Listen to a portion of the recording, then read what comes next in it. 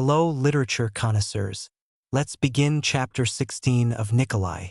The chapter begins with Buck as he and Chloe are getting ready to leave the church now that the funeral is over.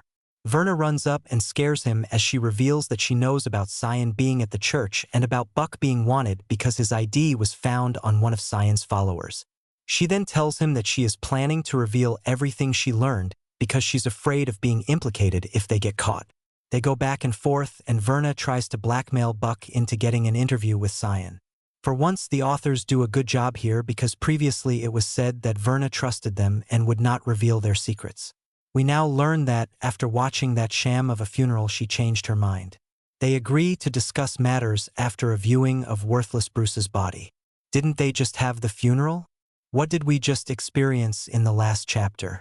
The book kept calling that event as the funeral, but it seems it was more of a wake instead. A little more clarity would have been nice, although it still does not explain the bragging about what sinners they all are. It's supposed to be there are fond memories of the deceased and not who is the biggest sinner of the room, but leave it to Christians to let the ego run wild. Scene changes to Rayford as he stands by Bruce's coffin and shakes hands with everyone walking by. We get yet another flashback of content that they keep going over again and again. By now, it is too redundant and just a waste of time reading it.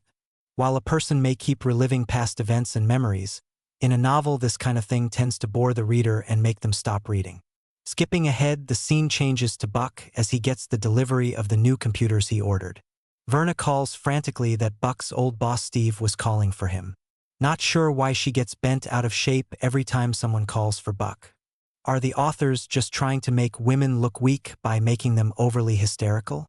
Scene changes to after the wake, or whatever this thing is, and Bruce's old secretary is with them as they have a tribulation farce meeting. It gets revealed that Cyan is hidden and they won't tell her because technically she is not part of their farce team. She becomes outraged and chauvinist comments get made about how she acts. Scene changes as Buck goes to meet Verna and he brings Chloe. Verna now tried to blackmail Buck because of everything she knows. Like Hattie, the authors make weird choices when describing women. They make them weak, needy, and irrational. It reminds me of the clip with Jack Nicklaus when he describes in that film, he describes a woman as being a man without reason or accountability. Skipping ahead because Verna states her case that she saw Cyan at the church and Buck and Chloe play dumb. Verna is no longer sure, so they call Bruce's former secretary, and she refuses to tell Verna who Cyan was. This makes Verna second doubt herself and makes her look foolish.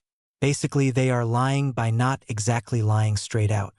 If we are to look at the spirit of the commandment that says, "Thou shalt not lie," as much as it appears to be about speaking lies, it can be argued that deception is the real root of it and that these characters are in violation of it. Plus, if she was a real journalist, she would probably have her phone handy and could take a picture of Cyan as proof. Of course, the authors want the women, especially non-Christian women, to appear stupid. Buck makes an offhand comment about Verna being lesbian and this sets her off. We learn that she actually is one but wants to keep it secret, which at the time the books were written was not really a thing. People were more free to share their sexuality.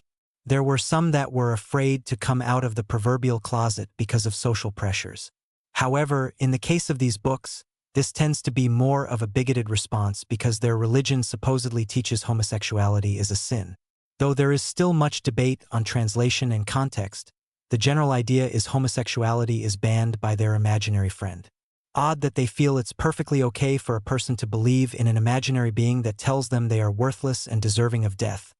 But if two people of the same gender fall in love, then that's bad. Of course, we are looking at another plot device where they can share their bigoted beliefs yet somehow give leverage to Buck so that Verna is forced to keep secret that Buck helped Cyan and is hiding him at their church. Remember the old saying that if everyone you meet is stupid, then maybe they are not the problem. In the case here, if everyone not involved in their religion is stupid, maybe they are not the real problem and you are merely projecting. This ends chapter 16 of Nicolae. See you next time for chapter 17.